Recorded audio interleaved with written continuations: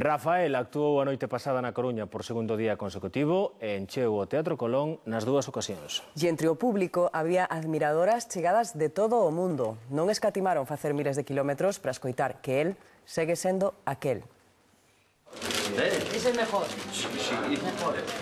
Raquel traballa nunha xamonería e cando di que é o mellor non se refire aos seus produtos, refírese ao seu ídolo, Rafael. Esta semana tivo sorte porque actuou 2 días seguidos na Coruña. Ver aquí lo que es en la ciudad, en casa, eso es, y ver que la gente pues ha respondido, el público, él maravilloso en todos los sentidos, tanto como voz, en el escenario, todo, fantástico, fantástico.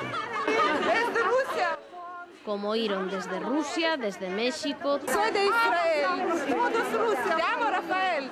Todas aman a Rafael e viaxan por todo o mundo para gozar do seu directo.